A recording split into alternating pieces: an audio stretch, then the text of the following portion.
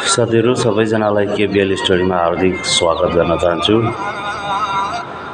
सदा चाहिँ आज पनि केबिएल स्टोरीको लभ सिरिज पार्ट 2 लिएर तपाईहरुसँग आइसकेको छु।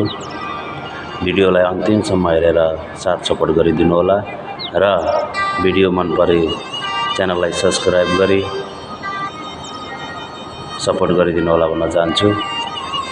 ढिला नगरिकन आजको पार्ट 2 तरफ म अगाडि बढ्न चाहन्छु। विश्वास टुटेपछि सबैभन्दा धेरै आवाज मौनताले निकाल्छ। प्रेममा झुटले सम्बन्ध तुरुन्त तोड्दैनन्, तर विश्वास टुटेपछि बिस्तार सम्बन्ध मर्न थाल्छ।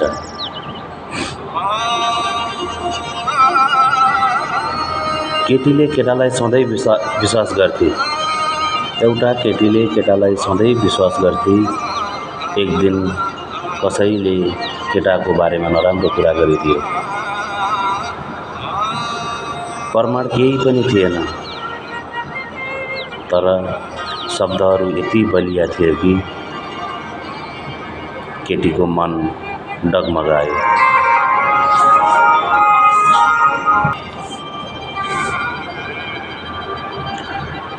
उसले केही नसोधिकन दूरी बनाउन थाली। केटाले धेरै पटक भन्यो, एक पटक मेरो कुरा पनि सुन।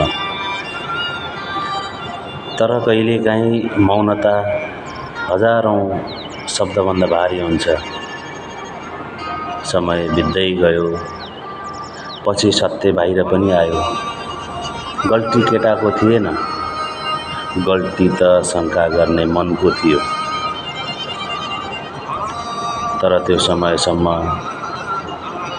दुवैको बीचको विश्वास धेरै टाढा पुगिसकेको थियो।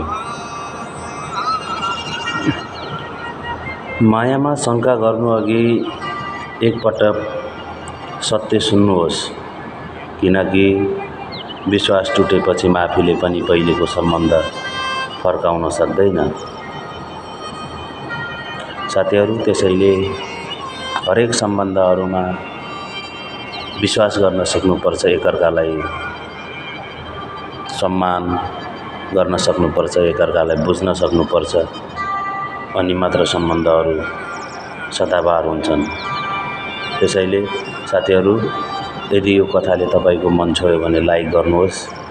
यस्ता मन छुने कथाहरूका लागि केबिएल स्टोरीलाई सब्स्क्राइब गर्न नभुल्नुहोला भन्दै केबिएल स्टोरीको लभ सिरिज पार्ट 3 मा फेरि भेटौँला।